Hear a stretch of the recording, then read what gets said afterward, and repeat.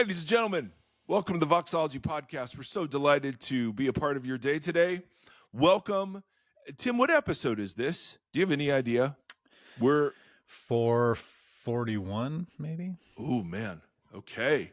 We're almost halfway to 900. Yeah. That was always the goal. Yeah, seriously. Just so I can't believe we've been around this much and that people have still listened, and that there are those select few who have listened to every single episode of this podcast. Every now and then we get that email where it's like, I just found your podcast and I binged the entire thing. Seriously, it's absolutely nuts. But we're so honored and we're so grateful. And if you're relatively new, Vox, we were initially called the Vox podcast. The Vox is Latin for voice. And we love the idea of just talking about how beautiful Jesus is, and that Jesus is God's voice to the world. You know, when God talks, it sounds like Jesus. And because there's a Vox Media Corp, we changed that to Voxology, the study of voices, and just left the two voices on here previously that had been here, namely Mike and Tim's. So anyway, that's a bit about, and we started this thing in 2015. Which is cray-cray, as my kids would say. And suffice it to say, the world's changed a little bit in that time.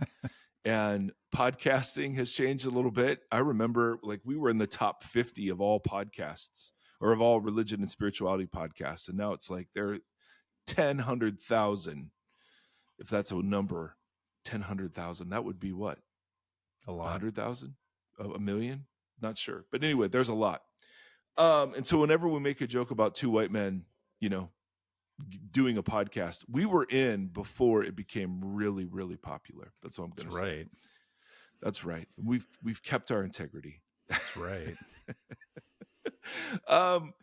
So Tim, I just need to do a mental health check. How are you? Doom scrolling has been a temptation of yours in previous seasons of life, and I'm wondering, on the basis of the things you keep throwing into our group text threads that I haven't stopped. Yes, that maybe there needs to be a Sabbath. I don't know. Probably. How are you? I'm good. I had a couple rough nights of sleep that'll throw you off. Was the sleep caused by the scrolling, or just just because you've never slept well ever?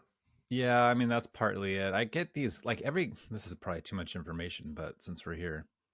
Yeah. I get, every couple of months, I'll get, this crazy stomach pain, and I can't figure it out, and it'll last for hours, and it's really intense. And so the other night I got that, and I was up till 5, slept for 45 minutes, and then got up and was a parent. At your best. No, so no doubt. Now it's crazy. Is it crampy? Is it crampy kind of pain? It's like this really intense, dull pain, and it goes through to my back, and it's really, really, really painful. And I can't sleep, obviously, so I try, but couldn't pull it off. And then I was thinking about when we were in high school and stuff, we'd go do lock-ins or weird youth group events, where you stay up all night, and you're tired the next day. But man, now but you got it. It's just you miss a night of sleep and you're done. Dude, it's a verified catastrophe. Yeah. It's over. Absolutely. Well, I hate that. So it took me a day or two to recover from that. When I have unexpected pain, I usually go to WebMD or Google it. And I find that really lowers my anxiety. Really? No, it's awful. It's awful. Oh my goodness. It's the worst thing ever. Yeah. I try to avoid that, but yes, as you should. So Tim, doing great. How much sleep did you get last night? Let's just start there. I went to bed at 9:30 and I woke up at 5. So pretty good. 7.5-ish. Bro, that's double your normal. Yeah. That's really fantastic. Yeah. And dear listeners, we'd love to know how much sleep you guys got, because please email in with your sleep habits. Yeah. Because one of the very great benefits of the Voxology podcast, and the reason we go usually an hour plus a little extra, is to help people fall asleep. Yeah. And so we're grateful for that. I have a voice I've discovered. I don't know that Tim does, but I certainly have a voice that people can fall asleep to. Oh yeah, as demonstrated by my church every Sunday. So it's great. Well, I get it in my classroom twice a week. So Yeah, see, there you go. Hey, I want to remind us of a couple of things. Number one, we are closing registration or interest on our non-conference, the 2024 non-conference, non-conference for short. The focus of it's going to be power and weakness. We're going to gather in Nashville, Tennessee. For those of you who are vocationally adjacent or in vocational ministry, it's a pay what you can event. But there is a questionnaire to fill out to determine suitability for said event. It's Tuesday through Thursday. And I really think we're going to go through Gombas's book, Power and Weakness. Gombas will be there. We'll be there.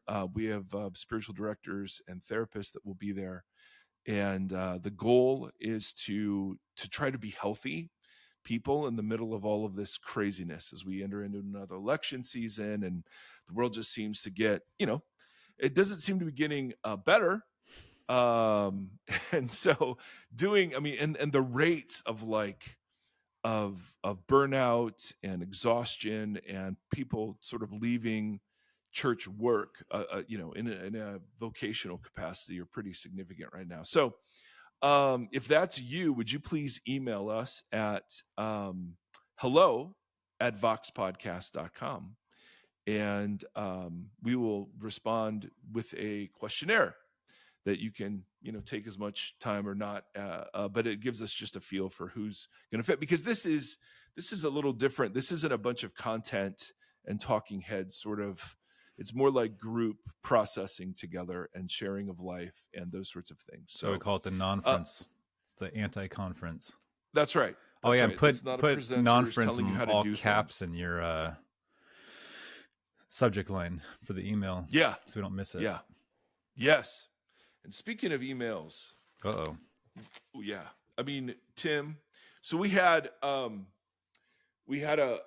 very last revelation planned, but we've gotten, I don't know, man, we get wonderful, wonderful email. And there are sometimes questions that will come up that seem like they would make interesting episodes. Or half episodes, and we hear feedback that you guys like hearing from other community members. And so we just thought we'd take today to get through two questions. And they're both really good.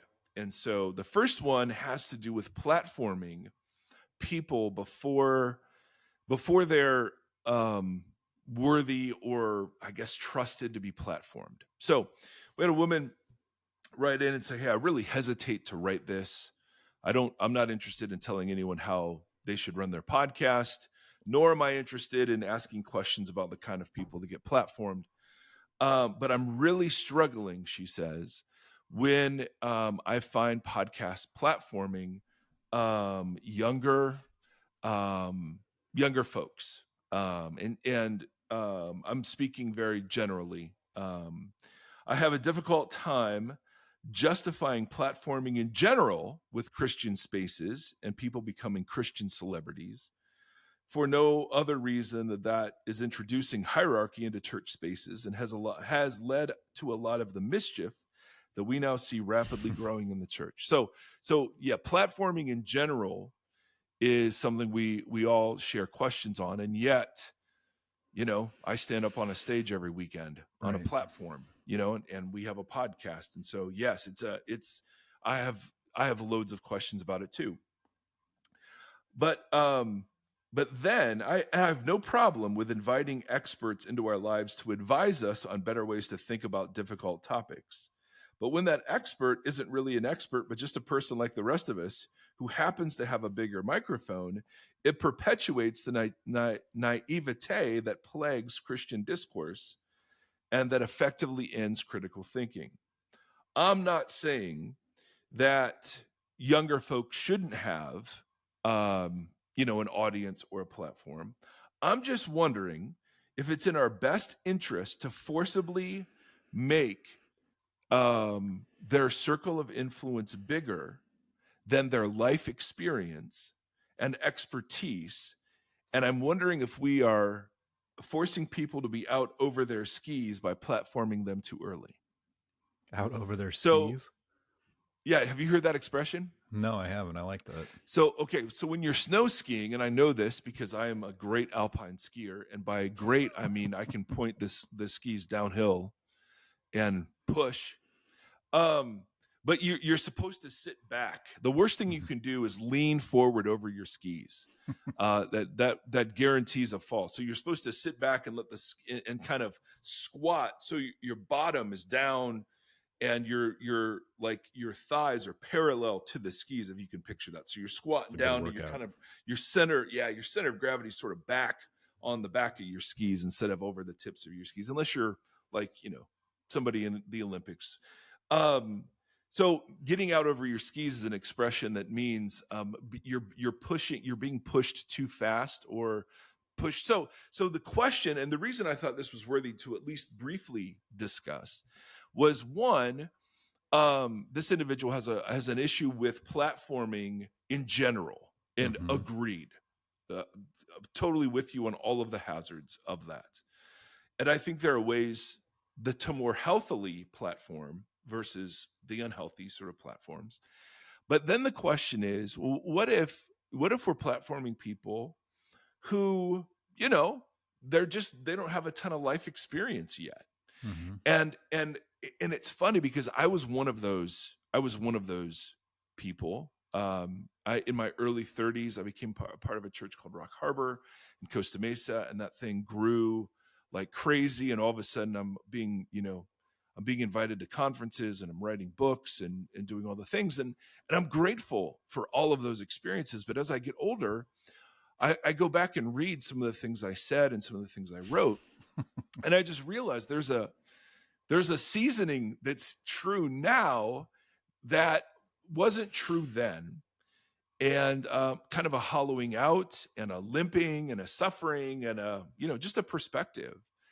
And it's like, it's like the Josh Harris, right. I Kiss Dating Goodbye. I mean, do you want to read a marriage book or a dating book or relationship book from somebody who hasn't been in a 50-year marriage, or a parenting book for kids that their kids are only 4 and 2, and you're reading somebody offering parenting advice? And so we seem to have this Christian celebrity, Sky calls it the evangelical industrial complex, right? where we platform people on the basis of their having platforms.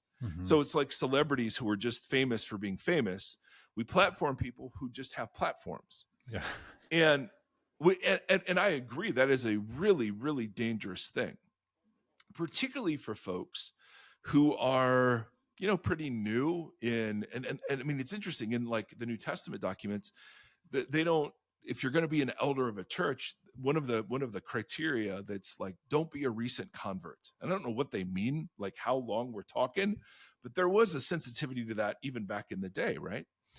And so I'm back on Instagram, and I'm coming across, I'm coming across a lot of Christian influencers. Like there's this young guy talking about anxiety, and what he's saying about anxiety is such garbage. It's the total like, dude, here's the remedy for anxiety: gratitude. Just be thankful whenever you're anxious. It's like, oh, I mean, do we recommend more gratitude? Yes. But is that a dumbass answer? Yes. Because it's, And so, and I'm seeing like marriage advice given by people in their late 20s, early 30s, and I don't, or even younger. And I think we're right to be skeptical of that. Yeah. And I get how, my son Nate, who's 20, isn't really interested in watching 50-year-olds on TikTok. I got that. And that's where a lot of the life advice and wisdom. And there are a few, like there's a dude I found on Instagram who's like a dad. He's a dad who is parenting young men through Instagram. So he's like, how do you tie a tie? How do you change a tire? Yeah. How do you change a fuse? For folks that didn't have where's a father. your fuse box? Yeah. I mean, it's the coolest thing ever. But he's an older dude who's doing this.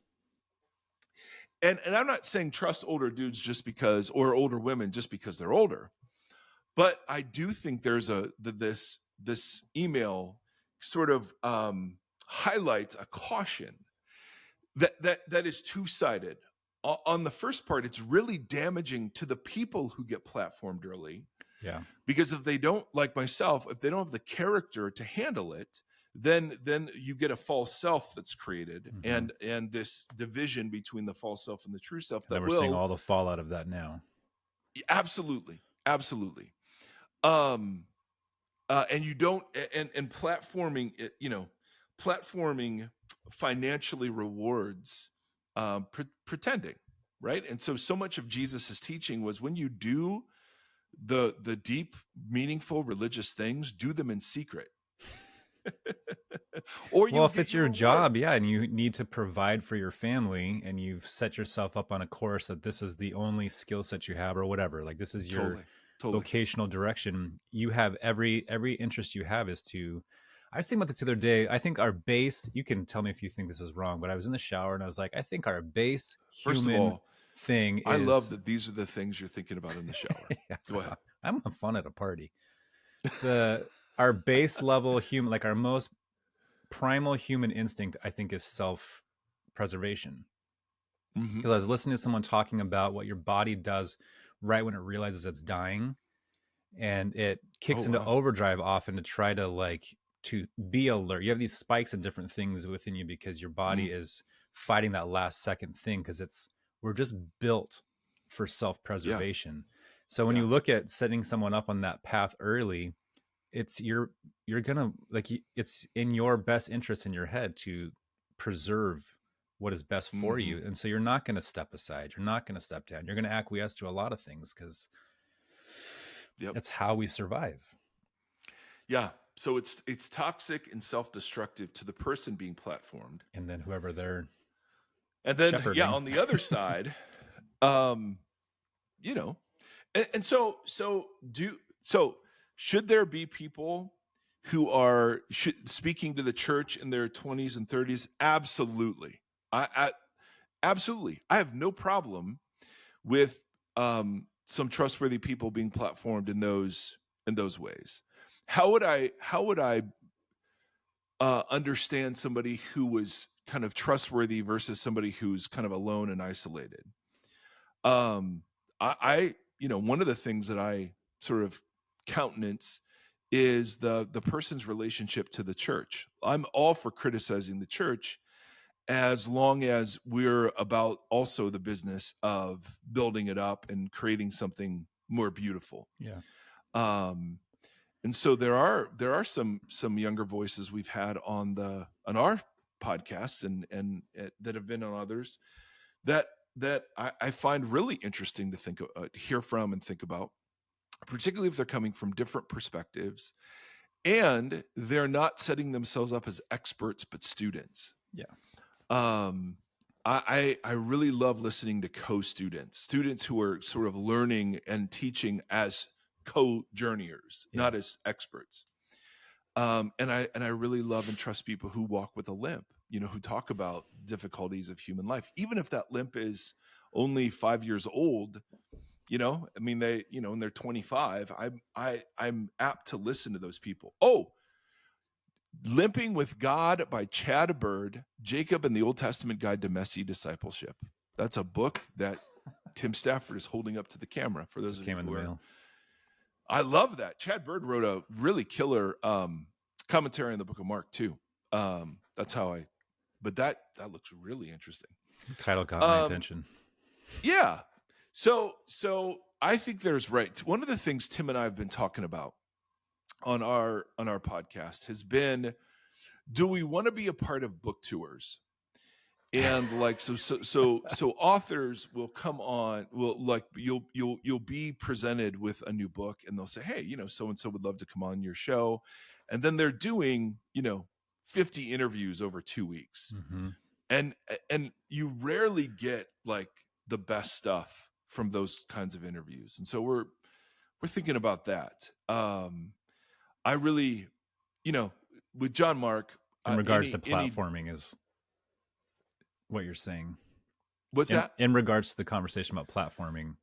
Yes, sorry if I didn't make that connection clear. Yes, that we've always tried to be careful that if we're going to have somebody on who's selling a book, that we've read it and that we think it's helpful. Yeah.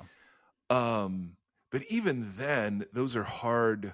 You know, we don't do it a lot, and plus they usually there's send you always the book once you've agreed to have them well, on the I don't do podcast. that anymore. That's how it would work early is, yeah, I'll Yeah. agree, so send me the book. We did that a few times, and that felt janky. We had one not great experience with that, and so, you know, now I will just say, well, send me the book, and I'll let you know. Yeah. And then read the book.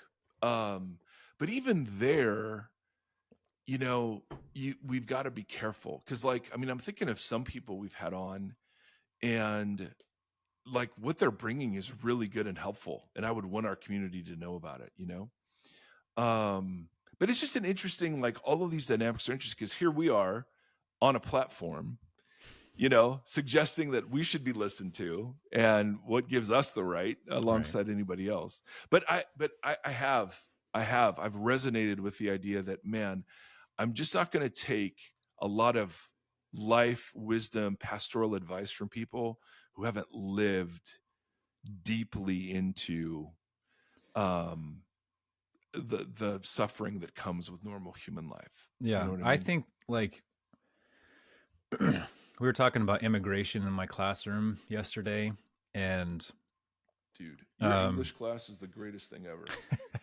well, it's fun. And I try to provoke the kids into, you know, really thinking through. So, you know, it's a small Christian college, so a lot of the belief systems have been just handed to the students from parents or from whatever, and so they come in, and often, not always, but often, a lot of students think they've got it all figured out at 19, 20, and I was the same way when I was 19 or 20. And so we'll try to just ask provocative questions to really think through why do you think what you think. And what I really appreciate, what I'm getting at with that is that when we're talking about immigration, I brought in a little bit of Matt Soren's, just kind of like the, you know, how his approach to what immigration policy should look like. And we've talked about that in previous episodes and stuff. But just to say, like, it's not, a lot of these topics are not good or bad or black and white. They're nuanced based on different scenarios and situations. And so you really have to pay attention and be intentional with how you respond to these things, because all the chatter that's coming at you is just yes or no, but there's often it's different than that. And I was asking them to really just kind of take things and think about them on a case by case, and what can you glean and understand from this before you make a decision on it. And I was thinking about that in regards to this conversation, because we do, like, I became a youth pastor literally the year out of high school. And so I was, like, you know, barely older than the kids that I was hanging out with and ministering to or whatever. And did I have any life experience to be in that position? No, I didn't even have very much biblical experience to be in that position. But what I did have was a really intense hunger. And so I appreciate that in youth, that I think there's ways of navigating the roles in which people play that are not just black and white. Like, I see a lot of those young platformed 20-somethings on Instagram that are preaching to 30,000 people, and they're just saying absolute weird nonsense, like, not negative or positive, just literally nonsensical. Yeah. And I don't think that's helpful. But I will see young people who are asking really hard questions and are really hungry, and they're pursuing after something that oftentimes some of the older generations don't have anymore. But they have the wisdom and the expertise to answer some of those questions or to guide. And so I really like this idea of the generations reaching across the aisle, or however you want to phrase that. I don't think they're at odds with each other, but connecting and being symbiotic in a way that helps the church be healthy. Like, you have the wisdom and experience and the hunger together makes, I think, a pretty potent concoction that can be helpful to the world. So I just like testing the fruits. I tell my students, like, test the fruit. Is the fruit rotten? Throw it away. Does it seem like it's got some vitamins and stuff to it? You know, and I think that's the case with a lot of these younger people that get platformed, is we need to stop turning them into whatever, you know, rock stars right out of the gate. But at the same time, I think there's some good merits to what they can offer. Mm-hmm. Mm-hmm. Oh, no doubt. And the church needs to hear from every generation. Absolutely. Couldn't agree more. But I just thought, wow, that's such an interesting question. And I've been wrestling with it, myself, a lot. Because someone emailed in and asked us for parenting advice. And I was like, well, I've got a 20-year-old, an 18-year-old, a 15-year-old, and I think they're pretty great humans. But how much of that is grace? How much of that was planning? How much of that is just, I don't know. I don't know. Yeah, exactly. So I have thoughts. But man, as an expert, no. As a co-student, you bet. Like these are fun conversations all day long. All right, the next question is the one we'll spend a little more time on. Hey guys. Yep. I'm wrestling with a thing and wondering if you might have thoughts to share. The answer is always yes. Good or bad we don't thoughts. Know if it's again. Test the fruit. Yeah. No promise on the thoughts, but there will be on the quality of the thoughts. There always will be a quantity of thoughts. That's right. No question. It may be a big bushel of rotten bananas, but yeah. Sorry. Yeah. No, we willingly say that we're wrong. We just don't know where exactly. That's right. Someone will email. Our church is made up of both people who value the traditional altar call invitation and think we need to be doing that regularly, and people who feel strongly that this approach is rooted only in guilt, fear, peer pressure, emotional manipulation, etc.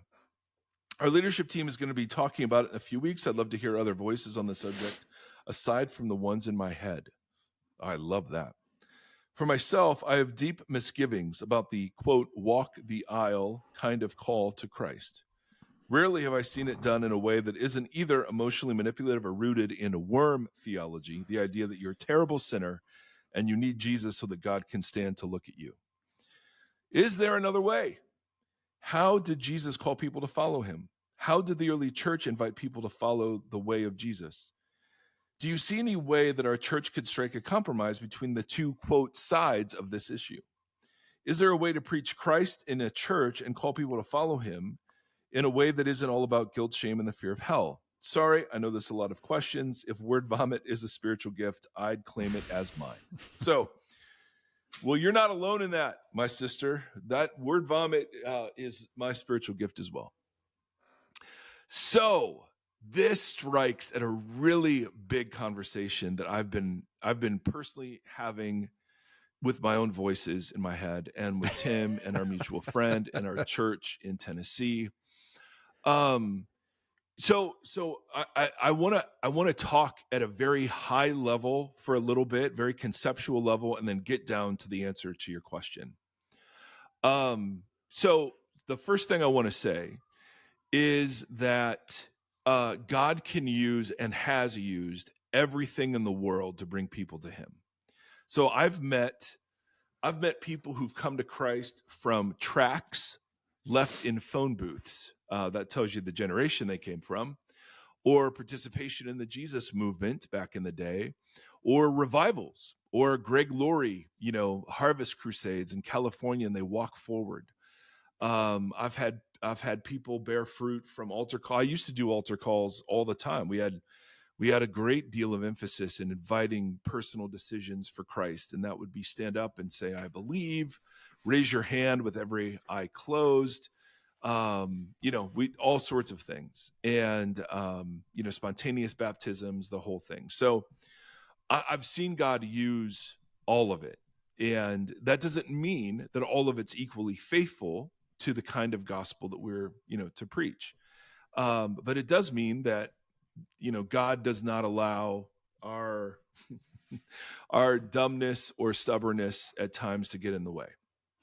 So hallelujah for that. But the second thing I want to say is the more I'm understanding about the New Testament church and the immediate aftermath of the first couple of centuries after the death of the apostles, the less I'm comfortable with even the word evangelism as it's been popularly conceived of in American Christianity. And so I'm going to start at a really high conceptual level. And if you want to read a book on this, there are many that I would recommend. Two would be The Rise of Christianity by Rodney Stark. And then another one from a more Christian perspective is a book called The Patient Ferment of the Early Church by Alan Kreider. He's an Anabaptist church historian with a Harvard PhD. And I'm just going to briefly summarize his work, although this argument is made in loads of other places. Kreider, I'll call him, argues, Alan, I'll call him Alan. Alan, in this book, after a really exhaustive survey of the New Testament documents and then the documents around the New Testament documents for the next couple of years. So you have the treatises written by the church apologists. You have the church fathers writing to churches and writing discipleship manuals, and church fathers and mothers doing those things. So you have lots of writings about what the faith kind of looked like. And we also realize in the New Testament documents, for crying out loud, the church was really like not even close to perfect. So a legitimate question that has to be asked is, how did such marginalized communities who were socially vulnerable from the very beginning, but particularly as Christianity became to be seen as something different than Judaism, how did these small, fragile, vulnerable, marginalized communities gather social force to the point where it became a movement that could be co-opted by a guy like Constantine down the road? And what Constantine did, and the reasons for it, I don't want to get into, and I don't fully understand myself. I know it was not a good thing for the Roman Empire or the church, but the question of how did these marginalized communities grow is very important and interesting for a lot of sociologists and historians.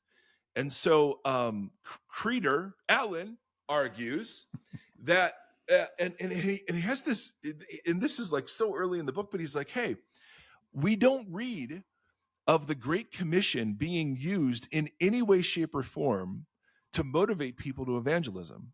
In fact, we don't even have treatises in the first couple of centuries after Jesus that talk about how to evangelize or the importance of evangelizing.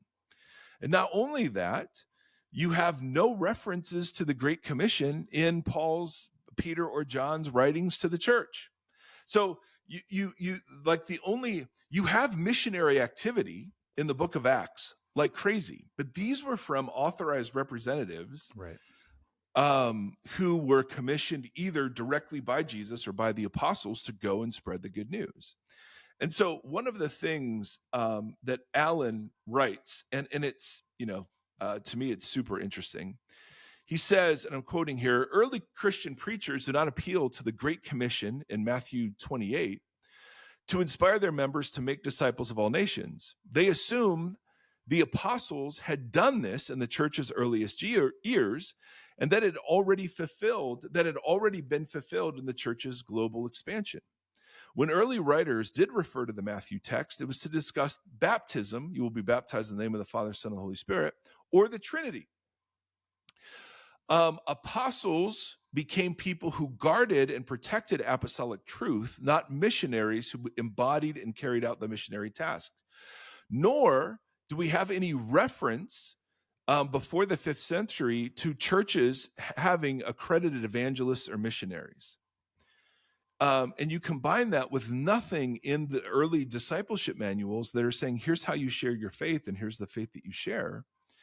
And so Alan Kreider, he's forced to look elsewhere for why it was the church grew. It wasn't because they were great evangelists. They had propositional truth. They had compelling cultural ideas. In fact, in another place, he writes, and this is the point of his book. He writes, ancient sources indicate that the early Christians grew in number, not because they won arguments, Instead, they grew because their habitual behavior was distinctive and intriguing. When asked about their ideas, Christians pointed to their actions. They believed that their embodied behavior was an eloquent enacting of their message. Now, it's interesting, this is flipped. When Christians are asked about their behavior now, we point to our ideas, and say, well, yeah, of course. I mean, we're all imperfect. But the early Christians pointed to their actions and said, okay, so yeah, I mean, if you want to know what the resurrection of Jesus means, it means that there are no poor people among us. Like it was their embodied behavior that made their invisible faith visible to the world. And it was the fact that it was so counterculture in really good and in some negative ways that that people were drawn to the kind of community they created. So we've been working at our church to reconceive of, quote, evangelism as something the community does together in its corporate life. And that's why you'll get Paul saying things like to churches, hey, make the gospel attractive. Or Peter will say, live such good lives among the pagans that though they may accuse you of doing wrong, they may be themselves, scandalized by your good deeds. Or even Jesus saying you are salt and light to his earliest followers. So there's a corporate dimension to bearing witness that I think a lot of us, at least for me, have set aside in favor of, no, it's the job of every Christian to fulfill the Great Commission in this generation. And when you look at the rest of the New Testament, you don't see that language. And then when you look at the writings of the early fathers, now I have not done this, so I'm quoting Alan here. But when he does his pretty exhaustive survey, you kind of come away going, oh, I think you're onto something. That there just isn't that kind of emphasis like there is in American evangelicalism, named after the very act of evangelizing. So how did the early church grow? Well, his argument is that the early church was characterized by patience. And in fact, there are 3 ancient treatises on the virtue of patience. And so the rest of the book is unpacking of how the early church valued and modeled patience, and they saw it rooted in God and in Christ. So Alan gives 8 sort of theological points that summarize the early church's view of patience. And again, patience here, man, it's the unsexiest of all virtues. There's nothing sexy about patience. But like, here's, some of the stuff that he's saying that I find so compelling. And we will get to, the altar call question, but I want to answer it in view if this stuff that Alan is saying is true, then I think altar calls may take on a different sort of,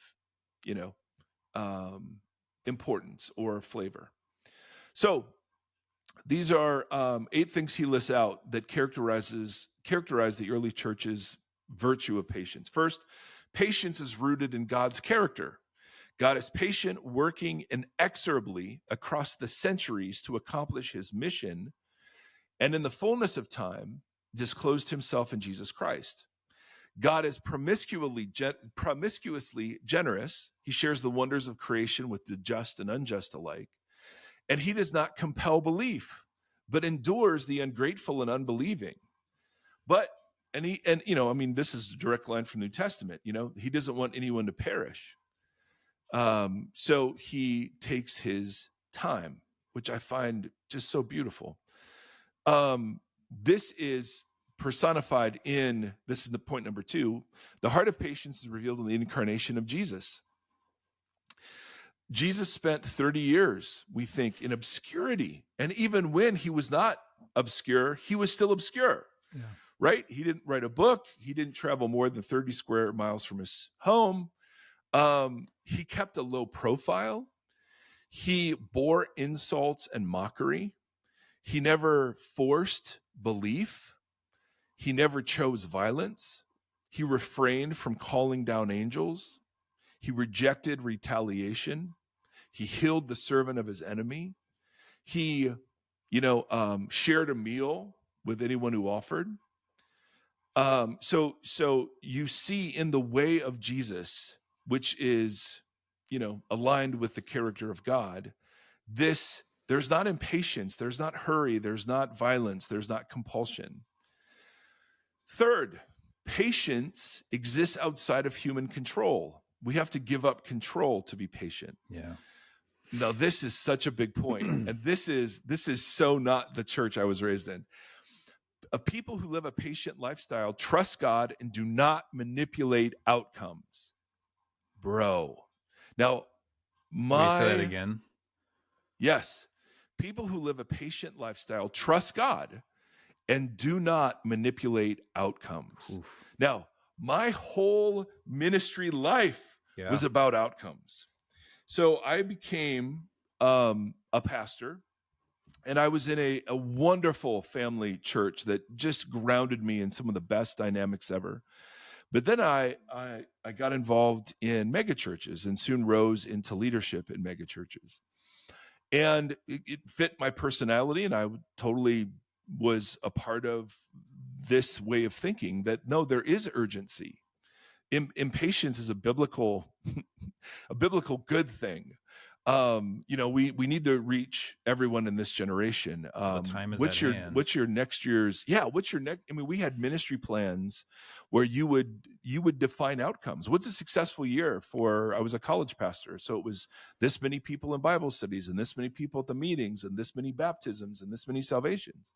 So we just counted. I mean, it was all we did was manage to outcomes. It's commerce. And if you didn't do that, you weren't a good leader. Leaders were people who managed to outcomes. And so to be confronted with this, that the last thing we should be doing is try to control outcomes, was just, and so much of my Christianity is designed to control outcomes, right? Because I pray in order to get outcomes, right? I give money in order to get money, or to have God take care of me. We didn't talk have about this sex with with it. Politics too, like manipulating law, Yes, so that you control the outcome, not anything that happens before it. That's right, exactly. So I mean, this stands in such stark contrast to the kind of Christianity I inherited. So does most of what Jesus did. It stands in contrast. I know, to it. It really does. It really does. Patience is not in a hurry. It accepts incompleteness and waiting. Come on now.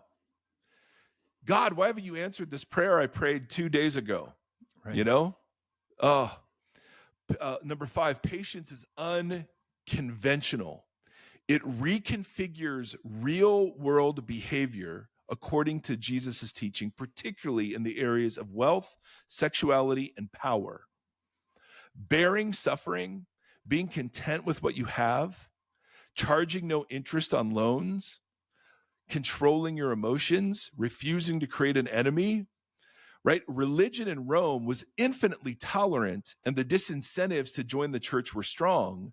But in a world of verticality and hierarchy, the church preached horizontality, common table made of brothers and sisters. Bro, patience obviously is not violent.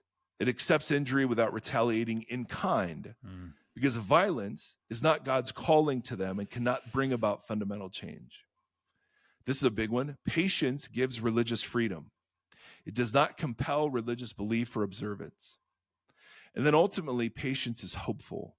It entrusts the future confidently to God. It trusts in the resurrection and in God's judgment. Impatience, Alan says, is hopeless. Impatience is hopeless. Yeah. Right? It makes things worse. The key to the believer's patient lifestyle is their confession that in the resurrection of Jesus, God vindicated Jesus' way of life. Dude, come on. So I'm reading this stuff and we're preaching it. And this stuff is found in Jesus' teaching. Let me just give one kind of biblical example of this teaching. And then I want to get to the question. I think this is so unbelievably important. Let me find it real quick. All right, this is a parable in Matthew 13. Matthew groups several of these together as Jesus introduces the concept of the kingdom being present in the world, but it's present in a very surprising and unexpected way. And I'll read the parable, and then I'll give Jesus's interpretation of it, and then we'll talk about how it relates to this idea of patient ferment. Alan really likes the ferment example. I'm not a brewmaster. I'm not a wine person. I'm not a bread baker. But ferment is a kind of spontaneous, not in human control growing that takes over things. I mean, Jesus talks about leaven and affects things. And he said that's what the early church was. There's no coordinated evangelistic effort in the early church. There was just spontaneous bubblings up of real human life and humanizing life. Yeah, exactly. That's my favorite comedian of all time is Mitch Hedberg. And one of his jokes was, I saw a wino eating some grapes, and I said, "You have to wait."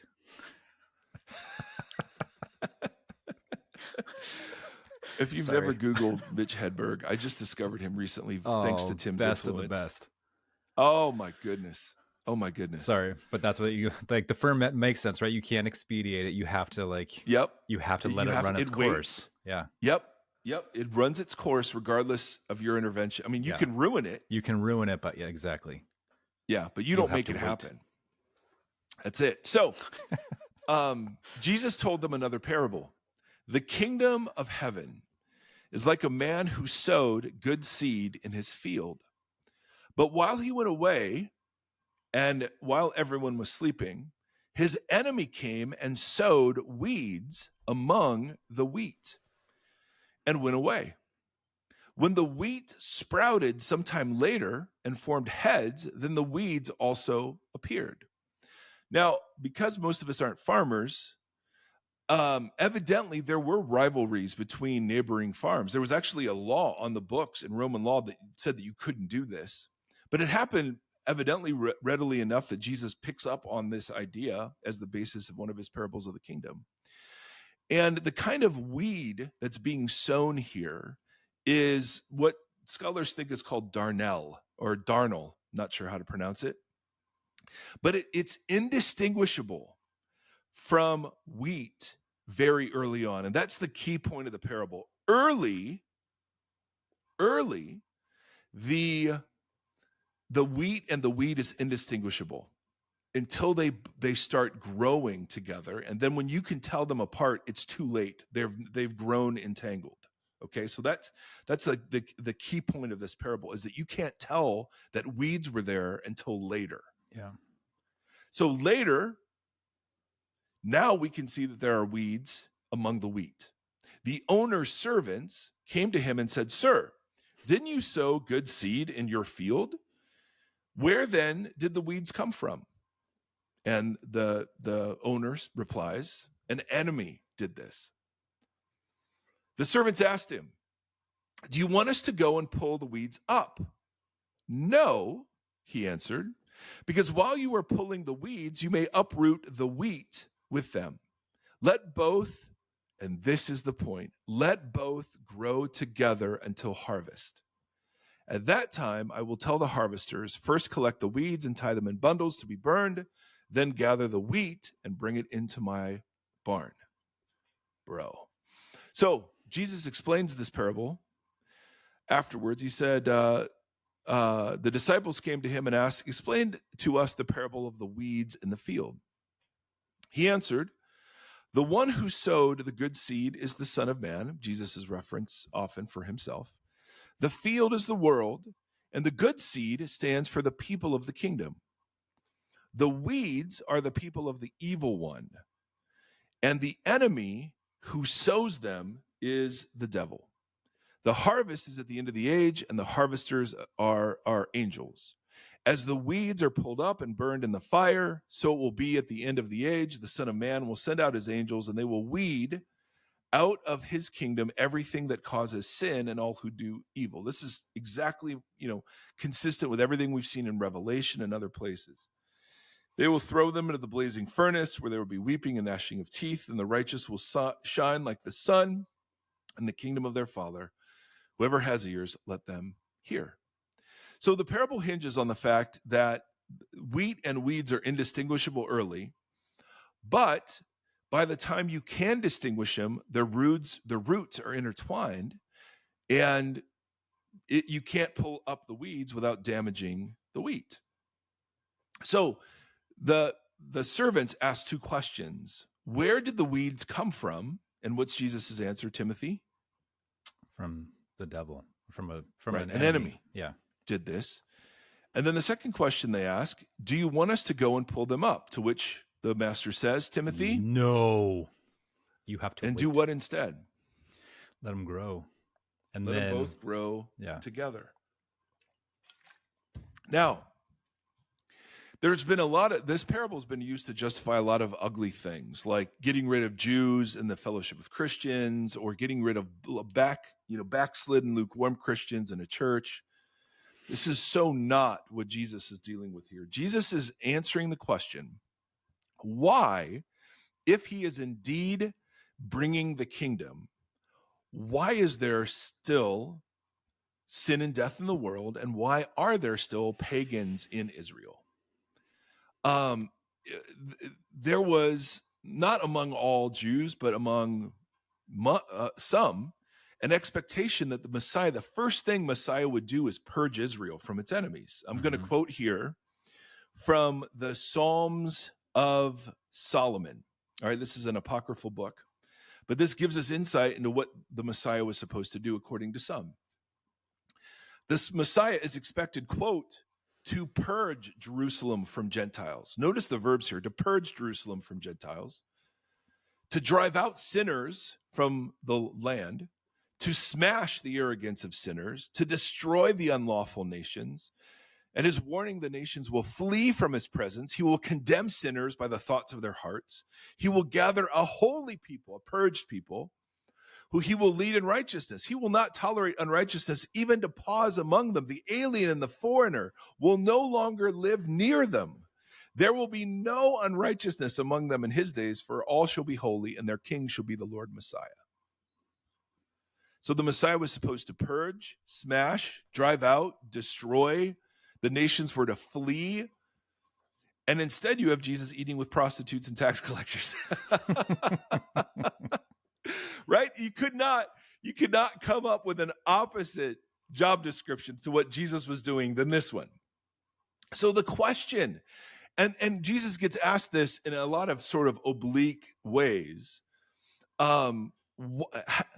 If you're the Messiah, why are there still Gentiles in the land? Why are you eating with sinners? I mean, this is so not Messiah-like behavior.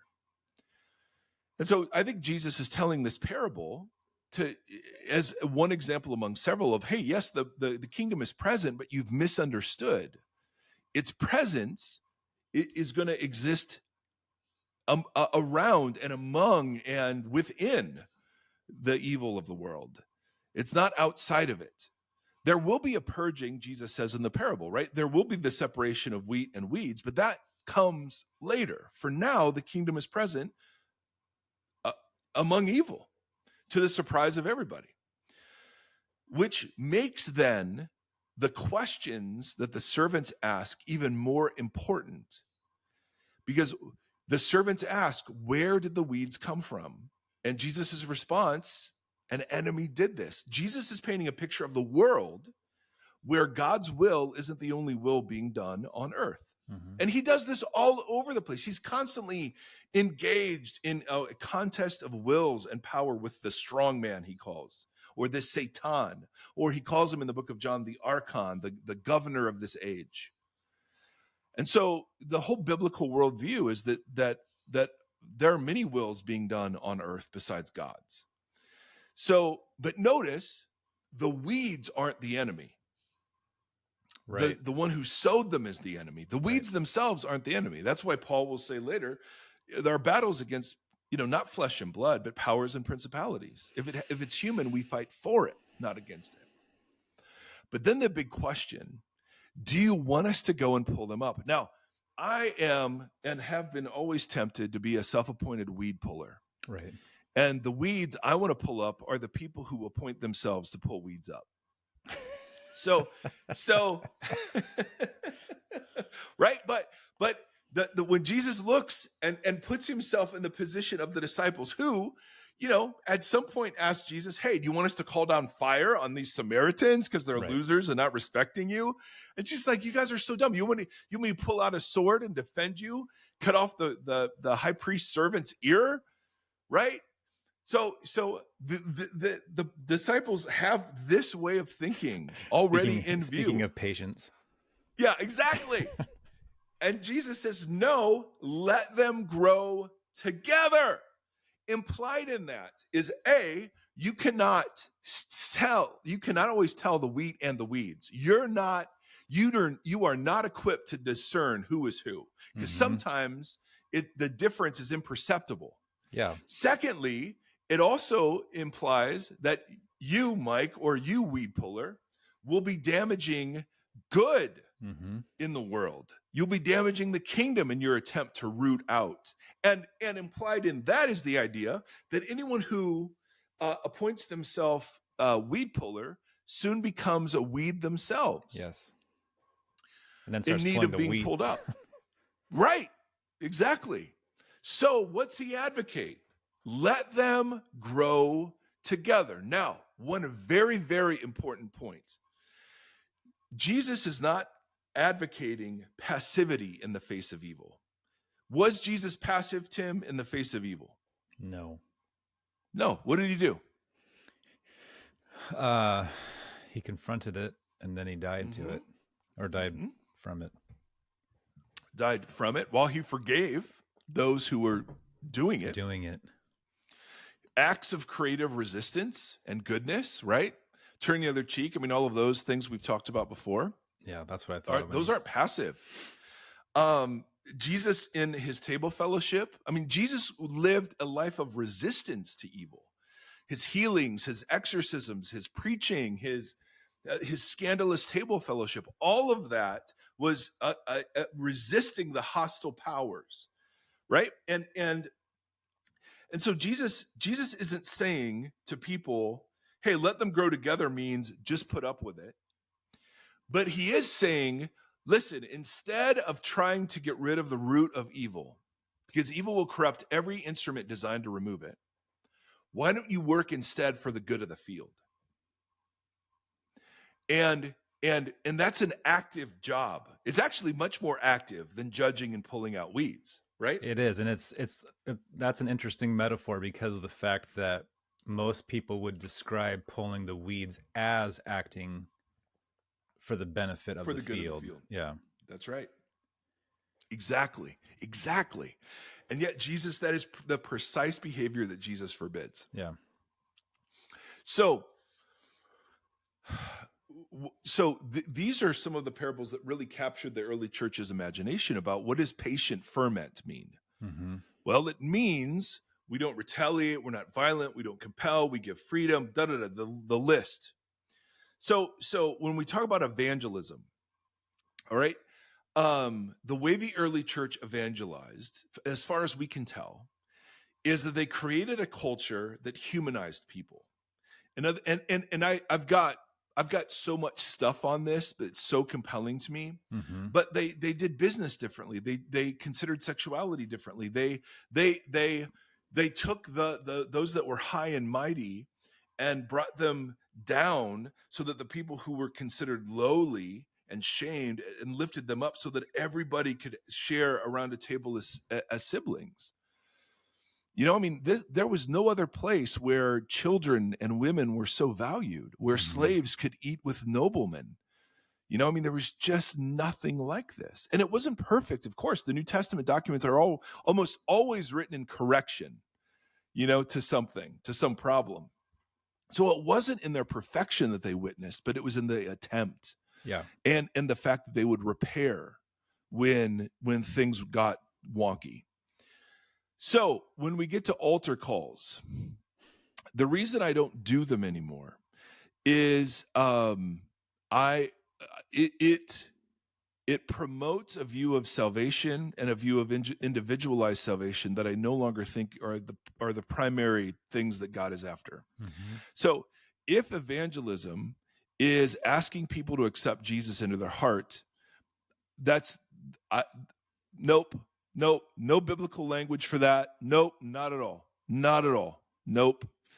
If it's rooted, as you say, in the fear of hell, well, look at the preaching of the early church, right? I mean, in the book of Acts, there's talk of judgment to come. Yes, certainly. But there's no threat of hell as a motive for believing, not one. Mm-hmm. If it's rooted in guilt, hey, you're a horrible sinner, I disagree with that too. And I disagree with the bribe motif that says there's a hole in your heart and God will fill it. And the implication is you'll never be unhappy again or something, or you'll be healthy. Spoiler All alert. of that's unbiblical. So how did Jesus preach the kingdom? Well, repent, for the kingdom is at hand. But he did. The reason he could say that is because there was already a shorthand existent in Jewish culture that Paul can't assume with Gentiles. So what you get Paul doing is something very different than what Jesus is doing. Right. Jesus talks about the kingdom of God or the kingdom of the heavens, which is a very Jewish idea. Paul will talk about the lordship of Jesus, which was a very Roman idea. And so do I believe in inviting people to follow Christ? Absolutely, I believe it. But the way that you follow Jesus is by joining the community of Jesus followers. Mm-hmm. You don't just follow Jesus by yourself as some sort of transaction. So if the altar calls an invitation to that. Yes. Yeah, exactly. Yep. So if I had to do an altar call, all right, if somebody said, hey, I want you to do an invitation to follow Jesus, this is what I would do. All right, this is off the top of my head, but I would not do any of the old ways that I used to do it. I would just simply say this. I would say, listen, we know from looking at the world that the world is both amazing and incredible, and it's heartbreaking and awful. And there are many stories about how and why it got this way. The one that I believe that tells the true story of the world is the Jesus story, that the world was made by creative intelligence beyond our imagining, and it was created for human flourishing. And that humans, because they were given real choice and power in the world, decided for themselves to claim the goods of creation rather than honoring the creator of those goods. And as a result, we get the world that we see before us, the accumulation of thousands of years of selfishness and violence, and all of that steamrolls through human history and gathers momentum. And I think we all know that. And the problem isn't just out there in the world. The problem is also in me, right? I mean, I'm somebody that wrestles with my own issues. So I see a world of great beauty and I see a world of darkness, both inside and outside of my experience of it. I see the coming of Jesus as the coming of the ideal of what God intended human life to be from the very beginning. That Jesus comes as somebody who perfectly paints the picture of what human life could be in cooperation with Creator God, in harmony with other humans, and within him own self, nothing but integrity. And I believe that in Jesus, God is beginning to put the world back to the way God intended it to be put. And that work looks like mercy and hospitality and forgiveness and reconciliation. It looks like reprioritizing human life and warring against the bad definitions of what it is to be human that exists in our culture. And this is what I'm a part of. This is what I've given my life to. It's a person, but it's also a whole way of seeing the world. And so if any of you want to be a part of that, come talk to me. Like, that would be my altar call. Yeah. But even that, I would have to think through. So, but even that's that's your church's invitation to what it means to be a part of your community, right? Like it's, so the idea of an altar call, if you need it for the title, like to fulfill a quota or something, I don't know, but it's like, Yeah. Journey does a good job of that, I think, and there are other churches that do that as well. That it's like you are being invited into a community that is going to walk this, like we say, walk this long road together. Yeah. And it is not an exclusive community. Right. It is an inclusive community. It's not if anything, from the Revelation series or a lot of the series that we've done, we've just been seeing over and over again, and you just highlighted so much of it, of the congruency from the text, where so many of us grew up with an understanding of an incongruency from Old Testament to New Testament, ignore the Old Testament. We found so much opposite of that in what Jesus has said and done, and what we've come to understand with what God was doing in Old Testament literature and etc. But Yeah, that invitation, yeah, I don't know. It's so if I you love need it what you're saying. If you needed the altar call because of, like we talk about how so many pastors email in and ask about, like, how do I make my church, how do I take it to a center set focus and understanding? We've often talked about it's like steering a freight ship. It's a slow turn sometimes, because people have decades of embedded theology and things that you can't just you can't throw the e-brake and do a U-turn and you'll lose a majority of the people there. But there is something to that idea of, like, if you need that term, right? Like, if you need to have the term altar call, like it's Easter, and like you have to do something that, but I think like what you just did there is like, yeah, okay, sure. You want to be a part of this? Great. But this is what we're doing all the time. This is not that's Tim. That's the big part of this. Yeah. Where I mean, we serve communion every week, and every week we're calling people to Christ. Yeah. When we're calling people to hospitality in Jesus' name, we're calling people to Christ. Yeah. Like, I don't see it as a moment. I see it as a gradual falling in love. You know what I mean? Where all of a sudden you've been friends forever, but then all of a sudden you're like, oh, I can't imagine life without you. Yeah. You know what I mean? And let me hasten to say, I do think words matter. And I think there is a place for words. Absolutely. And I think there are some people who are gifted in the word department. No question, man. I'm fine with that. I absolutely love having Jesus conversations with people. But if I'm trying to manage outcomes, see, this is where patient plays out. If I'm trying to manage outcomes to get them to pray a prayer, and all my conversation, even initiating conversation with them, is designed to get them to pray the prayer, then I've lost the Christian plot. Yeah. Right. And so much of evangelism goes into how you see salvation. If salvation is a ticket to heaven off of a ship going to hell, well, then damn right you better be. You just wrote that down? Well, I wrote down, what does it mean to come to Jesus? Which you just kind of went through what all that means. Like, what does that actually mean? If we're doing an altar call to invite people to come to Jesus, well, what does that mean? You just did that. And then I wrote, what is salvation? Yeah. Those are the questions. Like, if you're going to do this, you have a purpose for doing it. So what is your purpose? Right. Well, it's so that everyone can be saved. Okay, what does that mean? Yeah. Because what you're inviting people to something. If you don't know what you're inviting them to, then this conversation is already starting from a wrong spot. Yeah. Yeah, exactly. So if salvation is just salvation from hell, then of course you better be open in your mouth. If salvation is salvation into new creation and embodied participation in new creation, then I think as whole people, we're inviting whole people to follow Jesus. And that looks much broader than just an altar call. So let's talk to this individual person who has a church who's split on this. Yeah.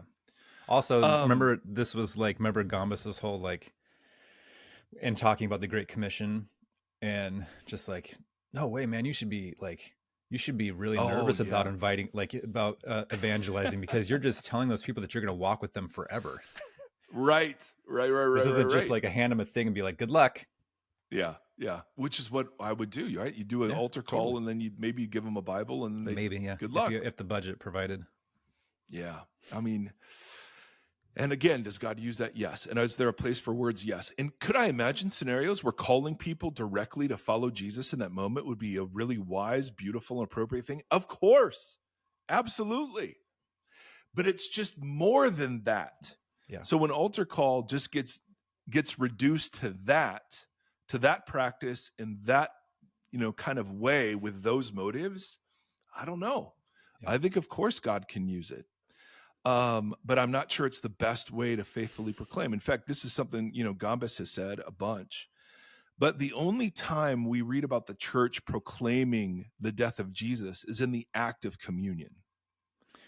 So yes, I mean the text, and I've looked, where else does the church proclaim the death of Jesus? And it's like, well, in apostolic preaching and Acts, absolutely, no question about it.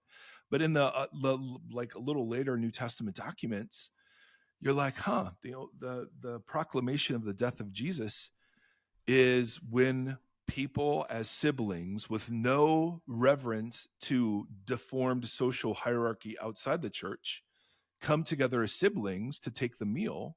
You proclaim the Lord's death until he comes. Now, that doesn't get me off the hook from like living a life that tries to embody the goodness of living under the lordship of Jesus. It changes the why. Yeah. And maybe the very how. much does.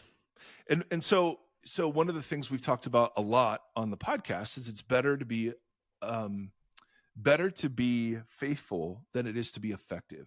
Effectiveness isn't a biblical value, nor is efficiency. Right. Faithfulness is. When you look at the New Testament, just read the epistles, just read them. The object of the epistles is not, this is what we need to get outsiders to believe. Rather, this is what we have to get insiders to practice and to understand. And it's believe both and practice, of course. And then you see what you read earlier about what was the most effective, and I'm sorry to use that word with what you just said. What was the most, how did the church make a difference in the world? And it was, where you started this whole thing. So this goes back to the question that you and I and our mutual friend have been wrestling with this week about how is it that we stay mentally healthy when we are bombarded by images of horribleness, like just sheer brutality in the name of Jesus, and in political arenas, and in all sorts of areas. How do we stay healthy? And the answer can't be, well, my job is to pick the weeds. It can't be that, right? Rather, my job is to work for the good of the whole field. And I can only do that in community. God never designed us to do great things for God. Never. There's never one command that I find in the New Testament that says, hey, individuals go do great things for God. Instead, I find like admonitions like, hey, in your daily life, be quiet, mind your own business, work with your hands so that you might win the respect of outsiders. Yeah. Like it's God's will that you would refrain from sexual immorality. Okay. That stuff's really clear. So anyway, all that is to say, I've totally swung to such a different place on this whole topic. So advice for this woman. First of all, we gain nothing by breaking into factions. So all that we can to resist factionalism on this.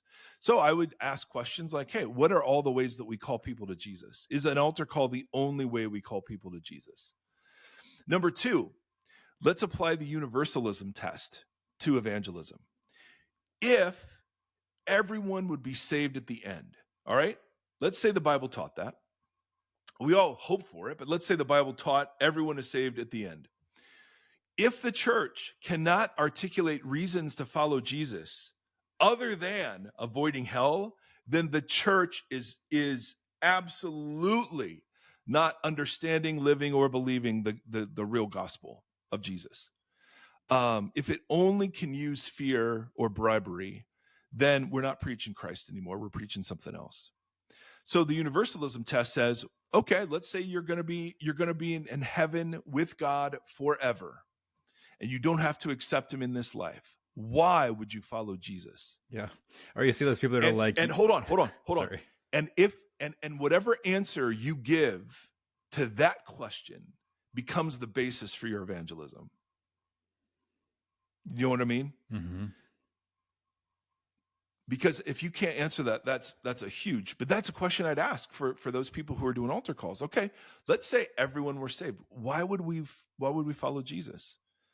And if they say, well, because he's beautiful, great, let's evangelize to that. Mm-hmm. Or he's a compelling human person and life is better with him in it. Great. But be honest about what better means, right? But let's evangelize to that. Sorry, buddy, go ahead. No, I was going to make a joke. It was not necessary.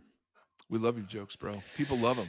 The quips, the jokes, the there thoughts. Was some meme that someone had posted a long time ago that was like a missionary evangelizing to somebody, and they're like, the basis of it was, why did you tell me if I wasn't going to be in trouble before you told me that there was a Jesus and a hell? Like I was safe and fine before that. Yes, yeah. By telling me, you've put me in danger. Exactly. Now I have to join your club. Yeah, exactly. So I don't know, man. I mean, could we be wrong about all this? Sure. Obviously we don't think so. And we think this is a more faithful retelling of the biblical understanding. So on the one hand, I don't do altar calls ever like that, but I do altar calls all the time. Right. I mean, so I would ask a bunch of questions of those people who say we need to have altar calls, and as gentle as possible, just try to discern why and what that means and what view of salvation lies behind that. And are there certain things you have to say? And then ask, okay, I think your questions about, well, how did Jesus share his faith? Mm-hmm. Like, let's read the early Christian preaching together. See, I think that would raise all sorts of issues with the altar call crowd that we could just explore together. Raise a whole lot of issues with the church in general. But my encouragement would be to be patient, not control outcomes, to love people with whom you disagree. Don't eat gooey bread and flat beer. Is that a movie reference? No, I'm just saying let it ferment. There it is. Let it ferment. Perfect. On that note, wow. Anyway, hope there was something here that is helpful. It's funny because whenever we try to answer questions on episodes, I always end the episode and think of 1,000 other things that should have been. I thought that was great. Said or the weeds and the wheat. We have a whole episode on that. We have a whole episode. So I'll try to go dig that out and put it in the show notes if people want more. That really changed. Content. Yeah. I think when we did that episode, you texted and you're like, we got to talk about this. I can't get it out of my head or something like that. Like, you were spinning on it. And so we had to park. Totally. But when you combine it with the patient ferment idea, you're like, okay, well, that's where that comes from. All right. So Hannah's bread and wheat beer. Love you all. Bye. Bye.